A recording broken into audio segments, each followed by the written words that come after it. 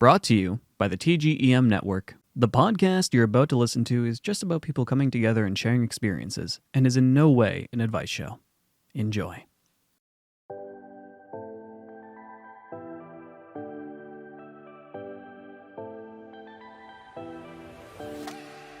Hello, everyone. Welcome to our podcast, Real Talk with Strong Minds. The point of what I want to see with this podcast is people coming together to talk about real life struggles and how we can come together to help ourselves overcome them, as well as hearing and learning about mental health related topics. I'm Amanda Lambert, a registered health and exercise practitioner with a bachelor's of education and the founder and CEO of Strong Minds. Welcome. I'm so happy to be here. I'm really excited about today's topic. Today, we're going to be talking about the connection between physical health and mental health, how physical activity has positive effects on our mental health. We're also going to touch base about the physical and psychological benefits of exercise. We're going to talk about the 5 determinants of health, as well as the 8 dimensions of wellness. And we're going to talk a little bit about how to improve our mental health. So I'm going to touch base on techniques to improve your own mental health, whether you're a business owner wanting to support your employees' mental health, or just someone who genuinely wants to improve theirs. So the first thing I want to talk about is the connection between physical health and mental health. So how physical activity has positive effects on our mental health. So in our brain, exercise releases chemicals like endorphins and serotonin that improve your mood, and it increases the size of the hippocampus, which is the part of the brain responsible for memory and learning. Exercise pumps blood to the brain, which can help you think more clearly. It also increases the connection between the nerve cells in the brain. So this improves your memory and helps protect your brain against injury and disease. It can also get you out into the world. So it can help to reduce any feelings of loneliness and isolation, and it can really put you in touch with other people. It can also improve your sleep, which is important in many different ways. So how are they linked? So the association between mental and physical health are 1, poor mental health is a risk factor for chronic physical conditions. 2, people with serious mental health conditions are at a high risk of experiencing chronic physical conditions. And thirdly, people with chronic physical conditions are at risk of developing poor mental health. So there are multiple associations between mental health and chronic physical conditions that significantly impact people's quality of life. Mental and physical health are fundamentally linked. Exercise has many benefits, and not only for your physical health, but also for your mental health. If you exercise regularly, it can reduce your stress and symptoms of mental health conditions like depression and anxiety, and help with recovery from mental health issues. Exercise also helps with just everyday life. So now I want to touch base a little bit about the physical and psychological benefits of exercise. So there are many physical benefits of exercise consisting of things like weight control, lowering blood pressure, reducing risk of diabetes and other chronic illnesses, and increasing our energy. And the big thing that, I'm all about is prevention. Implementing physical activity can also help with a lot of prevention. So now I'm going to talk a little bit about the psychological benefits of physical activity. Implementing physical activity significantly helps with depression and anxiety. So exercise is a scientifically proven mood booster, decreasing symptoms of both depression and anxiety. So physical activity kicks up endorphin levels, and this is kind of like the body's famous feel-good chemical produced by the brain and spinal cord that produces feelings of happiness and that euphoria feeling. Even just moderate exercise throughout the week can improve depression and anxiety, so much that some doctors recommend trying out an exercise regimen for these conditions before turning to medication. And this is what Strong Minds wants to achieve, where physicians and psychiatrists are prescribing exercise as medicine. And, it's something that has been achieved, and it's really amazing knowing that there are professionals that are really wanting to start prescribing exercise and to refer, individuals to a health practitioner. And, it excites me that things are starting to go that way, but there's still lots of things that we can do to improve that. Another psychological benefit of physical activity is that it decreases our stress levels. So another mental benefit of exercise is reduced stress levels, something that can really make us a lot happier. Increasing your heart rate can actually reverse stress-induced brain damage by stimulating the production of neurohormones like norepinephrine, which not only improves your cognition and mood, but improves thinking clouded by stressful events. So exercise also forces the body's central and sympathetic nervous system to communicate with one another, improving the body's overall ability to respond to stress. It also increases self-esteem and self-confidence. So from improving endurance to, maybe wanting to increase our muscle tone, there's no shortage of physical achievements that come from regular exercise. All those achievements can really add up to boosting our self-esteem and the confidence that comes with it. It's really just one of many benefits of physical activity that boosts your body, mind, and spirit. I didn't really include weight loss in one of the improvements. Of course, that does happen with implementing physical activity, but I just really tend to look at other benefits that it does for our overall appearance rather than just focusing on losing weight. Another psychological benefit is it betters our sleep. So if you have trouble getting a good night's sleep, exercise can help with that too. Physical activity increases our body temperature, which can have a calming effect on the mind, leading to less restlessness and more shut-eye.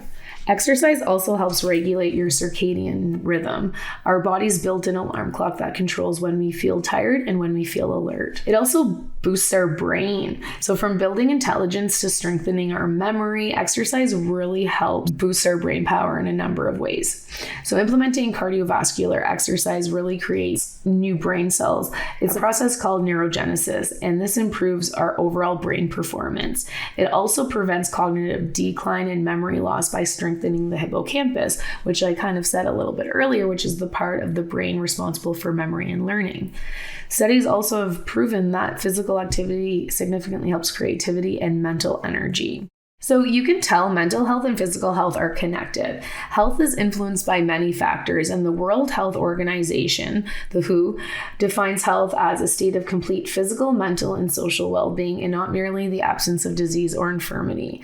So the WHO also states that there is no health without mental health, and I personally cannot agree with this more.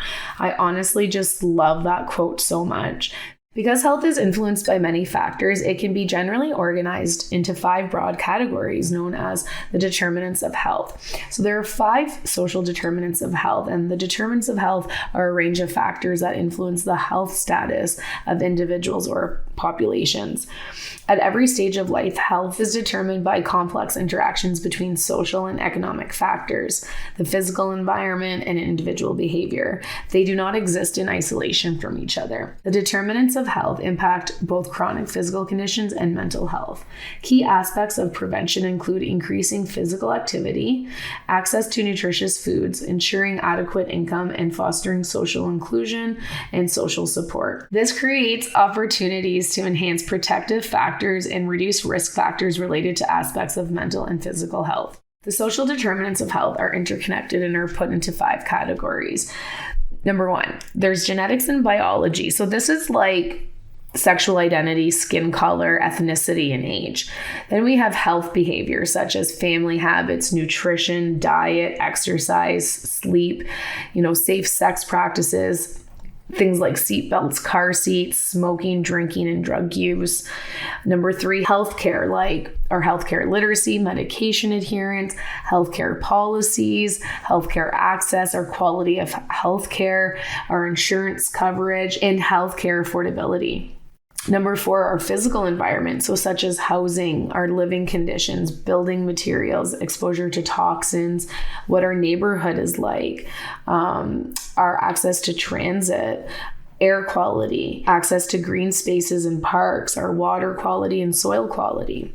And then there's socioeconomic environment, so such as our friends, colleagues, neighbors, faith-based communities, family dynamics, parenting structures, our parenting skills, interpersonal relationships, generational wealth, or generational poverty, community involvement, our house stability, trauma, our income, and our gender. So just remember that each category is a key factor in why it is so beneficial to have movements for our mental health, whether that's everyday life or at work. We might not be able to control some of these categories, but we need to focus on the things that we really can control. So for example, look at your work environment and see what you can do to improve your physical movement that will help with your everyday work life. So some examples could be like parking far from your work entrance, or getting off the bus one stop early and walk the rest of the way. You can replace a coffee break with a brisk 10-minute walk. You can even ask a friend or a colleague to go with you. You can take an active lunch break, so you can go for a walk or a workout at your closest gym facility. You can get up and walk around after sitting for 30 minutes. You can sit on an exercise ball at your desk instead of a chair. This can really help build core strength. You can even do things like squat or lunge while waiting for your food to cook in the microwave if you do eat at work. You can take the stairs instead of the elevator. I really like this one, and I really, voice this and implement this even into the youth that I support, where I say, if you have the opportunity to take the stairs, take them. Stand up regularly and take part in an exercise program at work or a nearby gym. See if there's any extracurricular activities that are happening at work. So for example, joining a volleyball team or a softball team, or even forming a walking group. So the next thing I want to touch base on is the dimensions of wellness. So the term wellness has been applied in many ways. It is much more than just physical health, exercise, and nutrition. Wellness is multidimensional, including emotional, spiritual, intellectual, physical, environmental, financial, occupational, and social. These are called the 8 dimensions of wellness. Wellness is a full integration where we want to implement balance in these 8 dimensions of wellness. Each dimension contributes to our own sense of wellness or quality of life, and each affects and overlaps the other. At times, one may be more prominent than others, but neglect of any one dimension for any length of time does have adverse effects on our overall health, especially our mental health. So now I just kind of want to talk about how we can improve our mental health and keep ourselves having balance. The first thing that we can do is value ourselves. So accept and forgive ourselves when we do something that, might carry some burden. And if we can really try to value and forgive ourselves, you will really see how this can make massive shifts in your life. Start creating a vision for your future and take care of our bodies. Eating a variety of healthy foods and control meal portions is a really good habit to get into. We want to strive to reach and maintain a healthy weight, but we also really want to be compassionate with ourselves if we do end up gaining some weight that we weren't anticipating, or the other way around if we lost weight that we didn't want to lose. So we really just want to be mindful of how we really talk to ourselves. Another thing that we can do is surround ourselves with good people. So strengthen current friendships and maybe contact an old friend that you haven't spoken to in a long time, or discover new friendships. And something that's awesome about being an adult is that you can really choose who you want to be in your circle.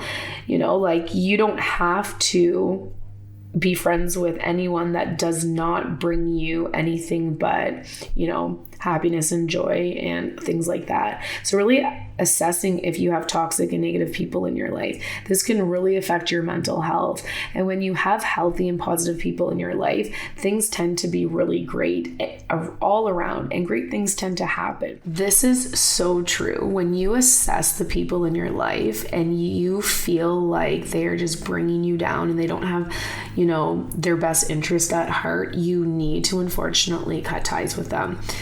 The best thing I ever did that exact thing. It was a really hard decision, but a lot of the girls that I used to hang out with did not have my best interest at heart. I didn't feel appreciated. I didn't feel like, my ideas were valid. I essentially just didn't feel like worthy at all. And that is like the worst feeling that one can ever feel. But when you are friends with, individuals it's like any relationship. I was friends with some of these individuals for like 10, 15 years. And it was a really hard decision. I remember, experiencing a few years of just feeling like lonely because I had to almost like develop new friends. And, it was a hard decision, but I honestly think it was the best decision I ever made.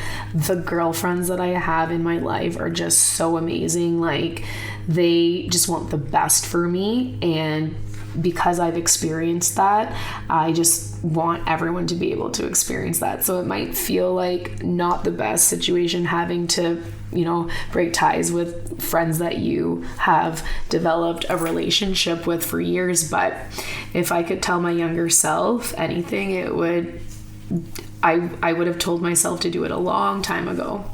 So the next thing that we really can do is also learn how to deal with stress. Some examples of this could be practicing stress management techniques or learning time management skills and discovering specific stress relievers. So this is something that could really help with how we can manage our stress levels. Another thing that we can do is quiet our minds. So this is a really important one. We're in a society where we go all day long.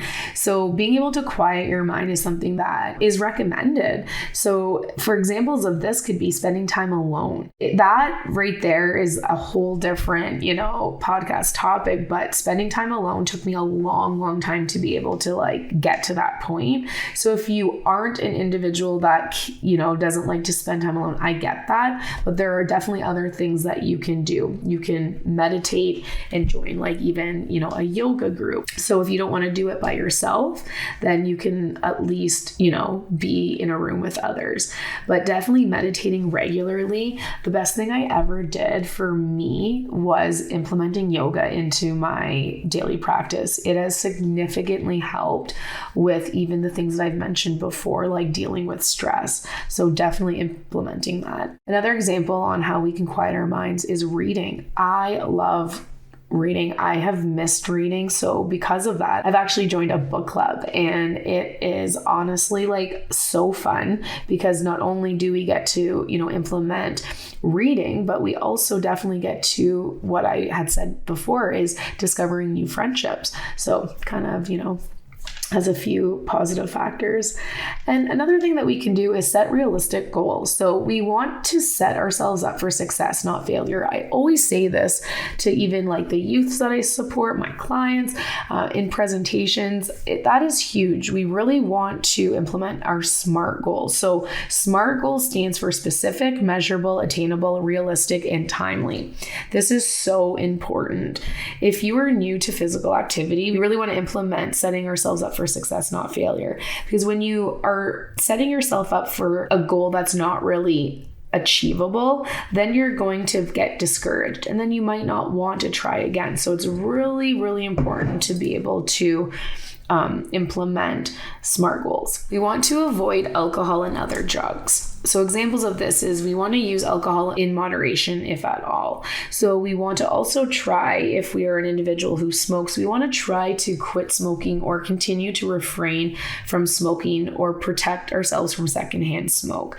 And I know that this could be really difficult, but truly you have to want to if you're an individual who, we'll just use smoking as an example. If you are an individual who smokes, you won't be successful at quitting unless you're ready. So you really need to, be fully ready and committed to make this step in order to be successful. And again, it's kind of like going back to that SMART goal, right? We want to set ourselves up for success, not failure. Another thing is get help when you need it.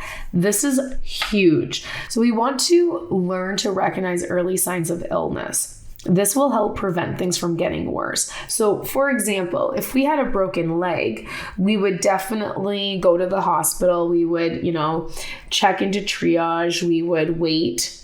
We would get assessed. Then we would probably have to wait a little bit longer, maybe get an x-ray, maybe wait a little bit longer. And then eventually we'd see a physician who would more than likely say we need to get a cast. You'd get a cast. You'd be in recovery for anywhere from 6 to 8 weeks. So how is that really different, from our mental health? If we know that something is just not feeling right, we need to ensure that we feel like we can go to be able to get that help that we deserve. So I really want to, emphasize that we need to get help when we need it. A lot of times, people will wait until things are really bad.